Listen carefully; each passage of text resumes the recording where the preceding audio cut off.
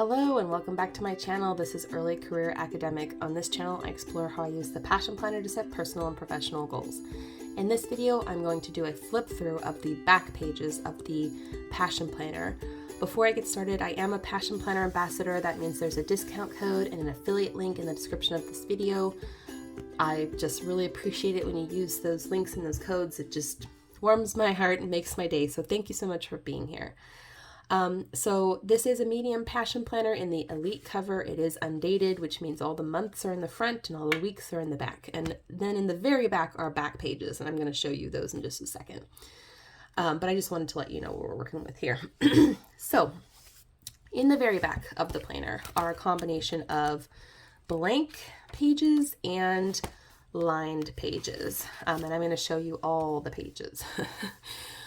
So this is a flip through, so apologies if you've seen some of these pages already, but for some of you this will be an update video so you can see how some of them are going, and for some of you these will be new.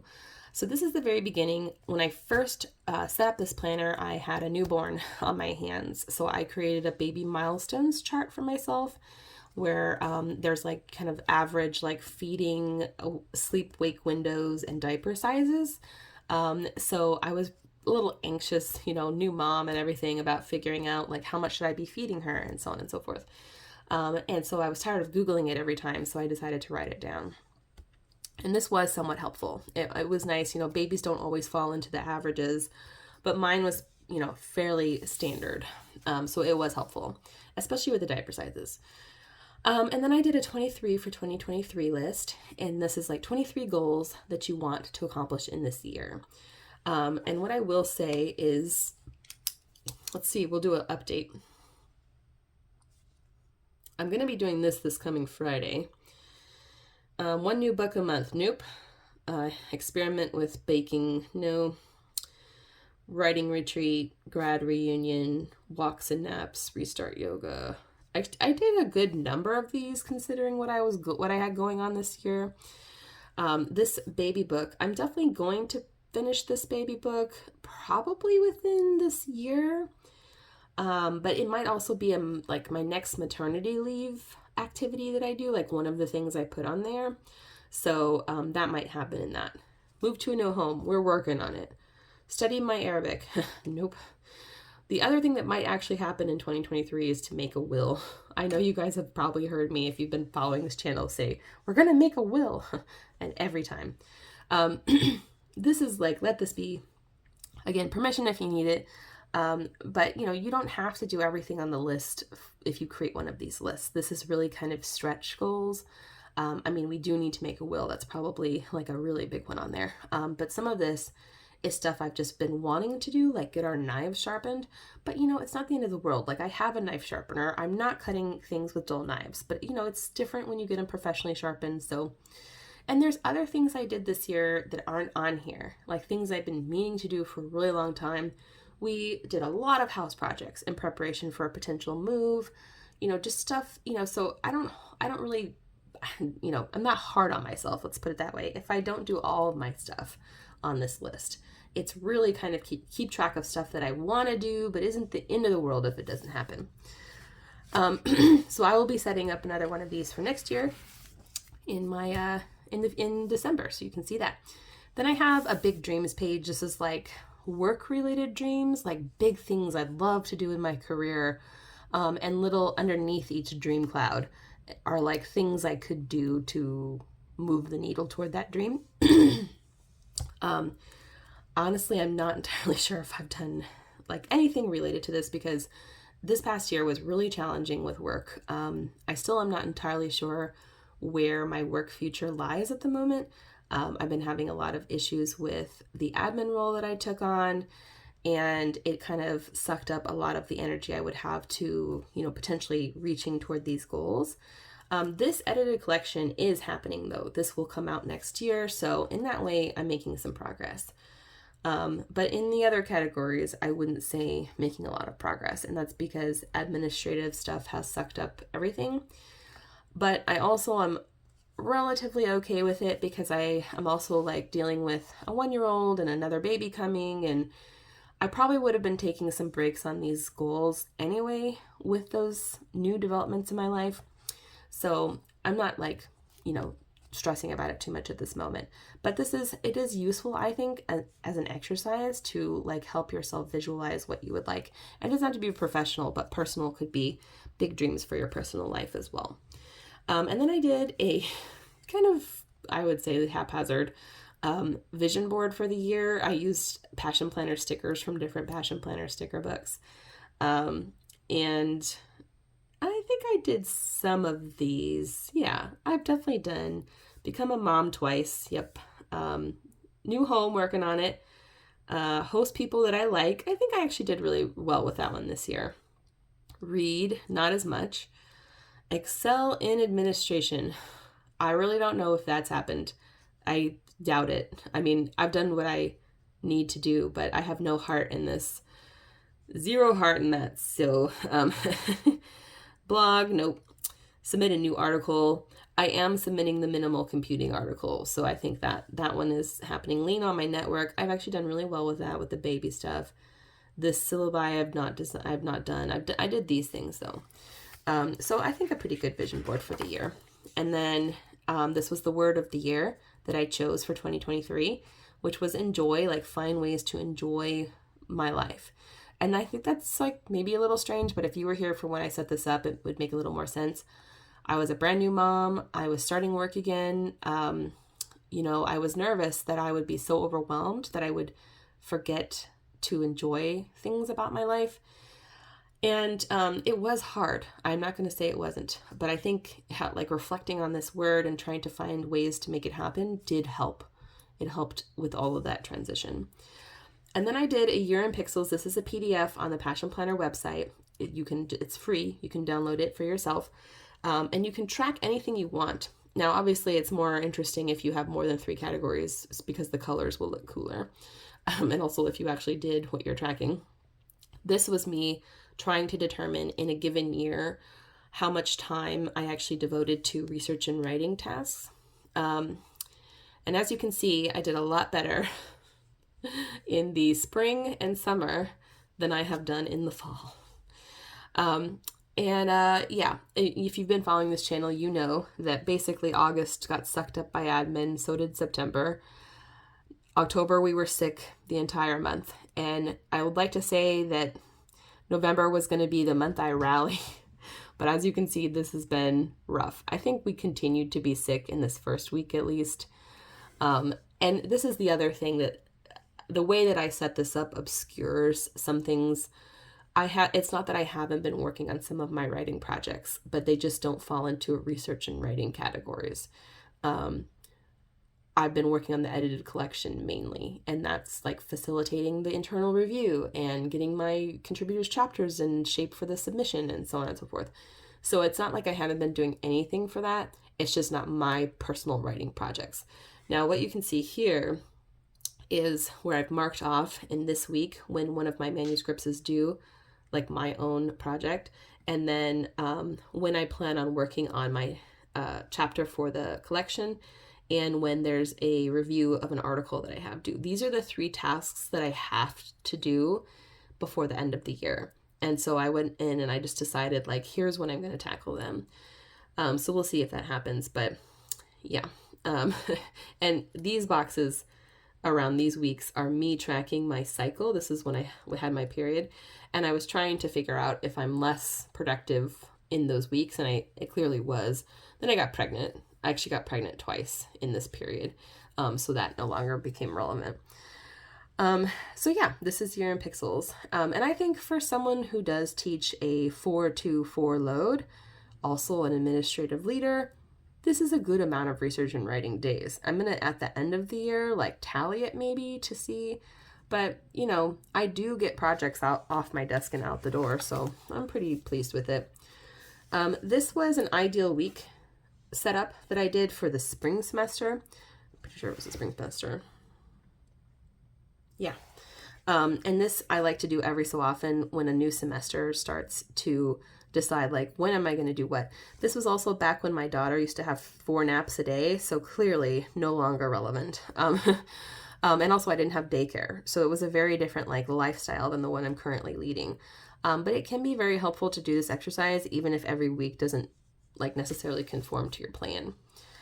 And then this was a Gantt chart. I decided to do a Gantt chart for my writing projects. This was through September. And each of the colors represents a project. And then there are like due dates. You can see some due dates here. And then the R's stand for research. The W stand for writing. FB stands for feedback. Pub stands for publication, obviously. So this was how I was doing it initially, was in this type of mode, but there are different ways to do Gantt charts. This was helpful in the spring to kind of track what I was working on, what I should be working on. But I changed modes in the summer, and I'll show you that in just a second. This page is a student feedback page. I started doing this year, and I highly recommend it if you are a teacher, especially in higher ed. I think this would be really hard to do if you were a K through 12 teacher, because you just have so many weeks. But for us, we only have 15 weeks in a semester. And this was helpful because it tells me what the students are turning in a week and what I owe them in that week. Those things don't overlap for me. It's typically they turn something in and I tackle it, I grade it in the following week. Depends though, sometimes I can do things in the same week. That's why this table is useful. And then when I'm setting up a week, I can go flip to it and I can say, oh, I have to grade blank this week. And it's just very useful in that way. This page was spring break goals, and spring things that I wanted to tackle in the spring. You can see that the spring, a lot of admin stuff happened, some teaching stuff, and a few writing projects. And then this was specifically for the week of spring break, the things that I wanted to do in that week. And I did a pretty good job, I thought, in that week. This page is cycle syncing. So I learned about a little bit about how a woman's 28-day cycle might impact her productivity and her, energy in a general sense. So I went ahead and I jotted some notes down about that. Where you might feel low energy or higher energy, when you might be more productive, like things you can eat to help yourself in those different weeks. I thought it was interesting. I didn't necessarily use it a ton, but it did actually help me feel a little better about those weeks when I wasn't getting as much done, because, we are subject to a lot of our physical body limitations, and it's just good to know that. And this page was when we traveled to Arizona for my grandfather's memorial service. I made a list of what to pack for my daughter, and a timeline for what we were doing, and just a quick to-do list. I just thought this was pretty with the yellow stickers and the travel theme. Now I keep packing lists on my phone, and I update them as she ages and her needs change. But I find that very useful. And then this page is writing related. This was for the edited collection project. You can see I did a lot of these tasks for the collection itself. And this was a lot of this was setting up the introduction for the collection. This is the chapter that I have for the collection. As you can see, there's nothing checked off yet because I have not had time to work on it. So that is this winter breaks project. So we're going to do that before January 15th is the new deadline. And then, excuse me, this is the someday academic writing page. This is like if I get a brainstorm and I want to write, I'm like, someday I want to write this, or I want to research this. I'll jot it down here so I don't forget it. I don't know how many of these things I'll actually end up doing, but it's nice to have a page like that where you just put, someday things. Excuse me. And then I jotted down some edited collection deadlines. This deadline has changed to January. But the other ones, we were on track. Then I decided to do a summer goals page. I thought this turned out really cute. I kind of like this style of lettering at the top. But I did a must do and a want to do list. And I highly encourage you to do this too whenever you are faced with a period of time where you have a ton of things you want to tackle and a ton of things you need to tackle. Because it definitely helps me prioritize. This was, you can see the stuff I checked off with a marker or stuff that I actually did. So I did a lot of stuff in the summertime that I wanted to and also that I had to do. I also taught classes in this past summer. So this is the summer classes feedback table, just like the one I showed you before, but for the summer classes specifically. So that's why there's only 5 weeks, because the summer session that I teach is very short, and slightly fewer things that I give feedback on. And then these 2 pages are the summer Gantt chart that I created. So like the Gantt chart I showed you before, this one, but I think prettier, and differently laid out because I used actual calendars for this. And what you can see is I color coded the tasks I needed to do in the summer: admin, teaching, and academic writing. And I also marked off this box signifies the day I had daycare for my daughter in June. And then these boxes signify my husband's weekend days because he had a weird shift in June. So this was, helpful in terms of planning. You could see I planned less on his weekend days, and more on the days I had daycare. So this was, the plan that I had set out for the summer. Now, I didn't follow it to the letter, but it definitely helped me manage the various projects that I was working on, especially my promotion portfolio, which I was working on this past summer. It definitely helped me get that off my desk in a timely manner, and then make some progress towards these other projects that I was working on, and balance that against like the teaching obligations that I had. But it's nothing, these things never turn out exactly the way you want them to especially if you have children. But it was helpful at the time to have this plan. This page is the promotion materials that I needed to have. Like, that is a lot of stuff, let me tell you. So this is everything I needed to have in that portfolio, and I checked it off with the marker as I completed it. And similarly, these are all the tasks I needed to do to get my minimal computing article off the ground. As you can see, like by the time I submitted, I did these steps because I did submit it. And now I'm in the revision stage. That's the major thing I have to do here. But I checked off some of these and I abandoned some of them because of timing. Like, I just didn't have time to do everything I wanted for the data collection, but I did do these things up here. Let me pause and say, as you can see, this page looks a little weird because there were some like scrap pages between this one and this one that I had like jotted, like scribbled notes down, and I didn't need them anymore. And so I thought the best way to handle it was to glue the pages together to create a seamless move from this page to this page. Now, if I had a do-over, I would have just ripped out the extra pages and just glued these 2 pages together so there wouldn't be, like, you could see this is very stiff. But it is what it is. I'm not like that fussy.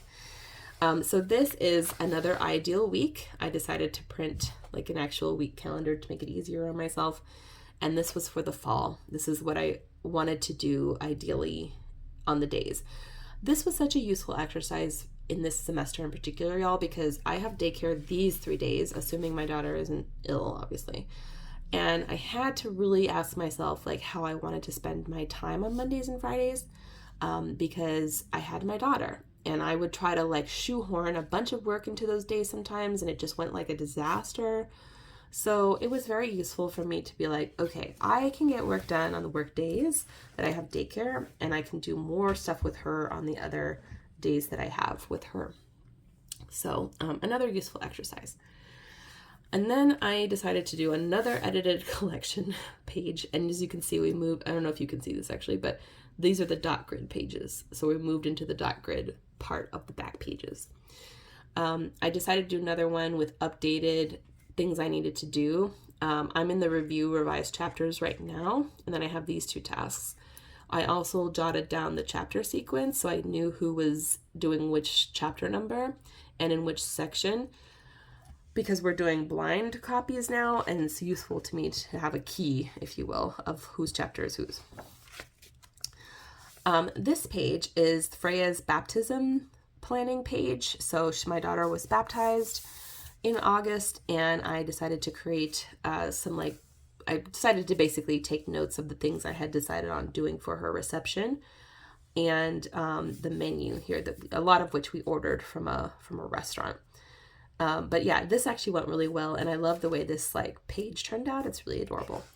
And then on the other side, I used this for her first birthday party. Now you can see a lot of these aren't checked off because I made this and then I just like did the thing. I didn't like come back here and consult it, but almost everything on here happened the way that I had planned it. So feeling good about that. The menu was great. Everyone had a blast. And we actually had this like reprieve between illnesses. So we were able to enjoy her birthday. She was able to enjoy her birthday. And then this is the most recent Gantt chart that I created. I do have a video on that. If you haven't seen it, you can see me set it up. Now, the different thing about this one is I have gone back in and updated it, whereas I didn't do that with the summer Gantt charts.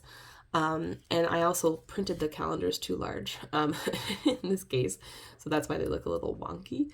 But here the categories are administration, teaching, and academic writing. And the little check marks are where I actually did what I should have done. And then the scribbled out stuff is stuff I didn't get to.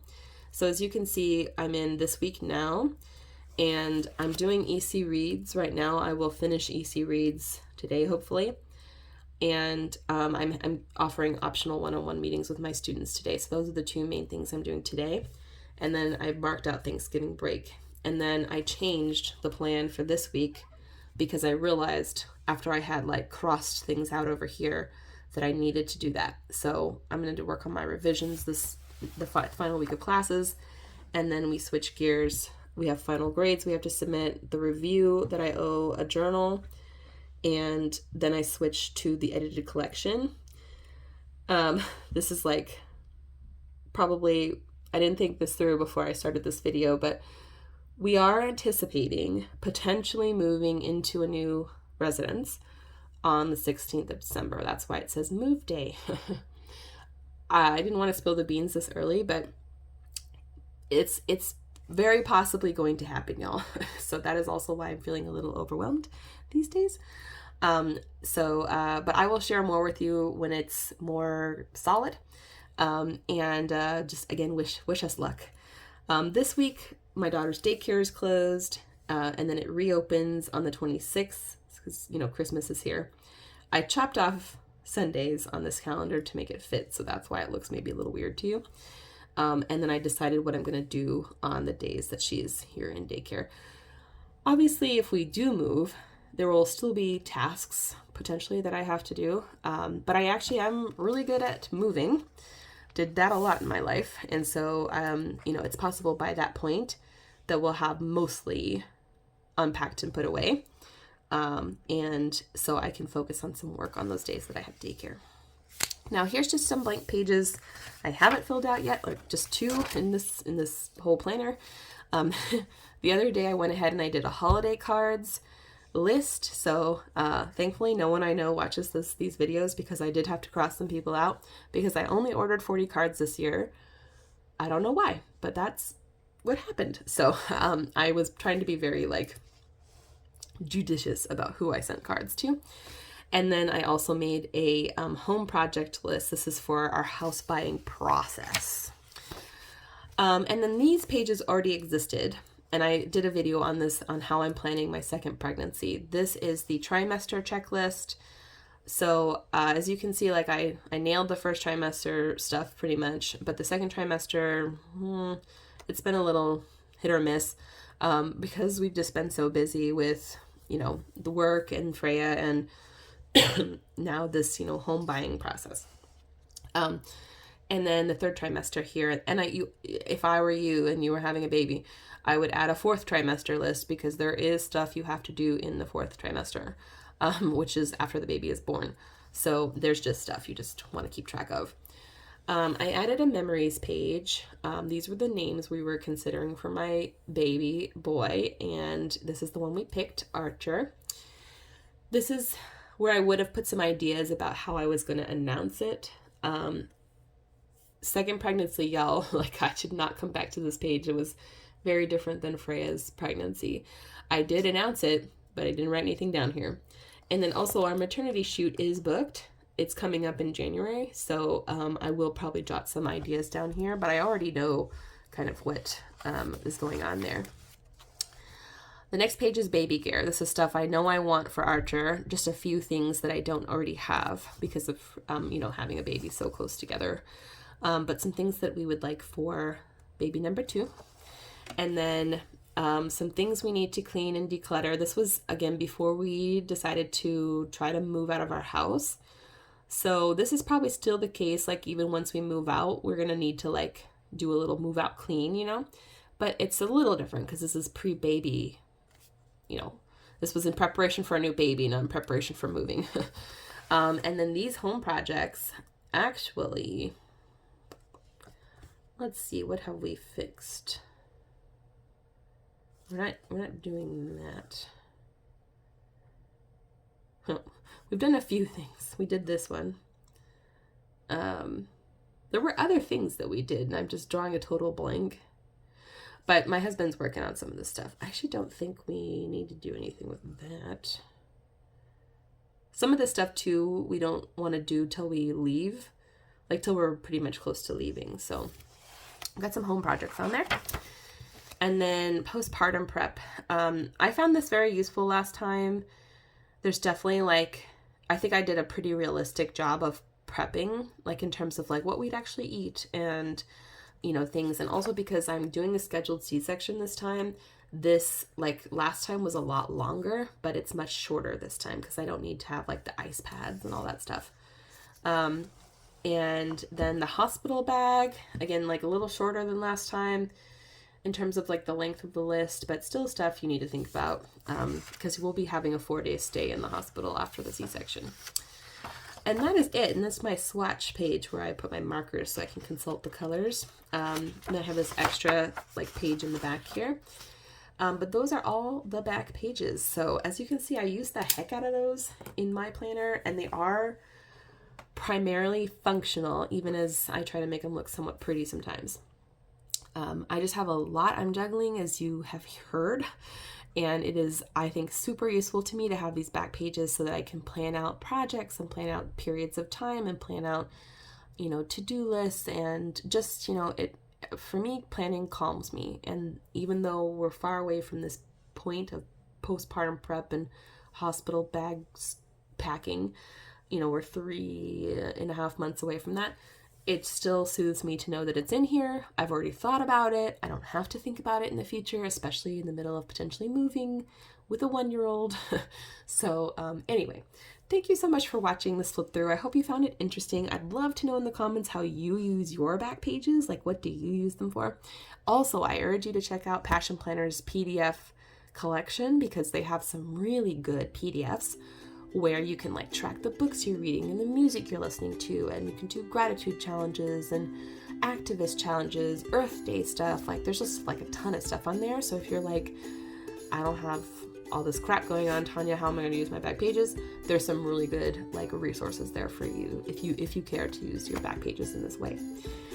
Anyway, thanks so much for watching. Please give this video a thumbs up and subscribe if you're not already. Thanks again. I will see you back here soon for December Plan With Me, and wish us luck. I can't wait to share good news with you. I mean, I'm like, fingers crossed. Fingers crossed I'll be able to share good news with you. So if you could send some good vibes through YouTube, I would greatly appreciate it. Thank you so much and take care. Bye.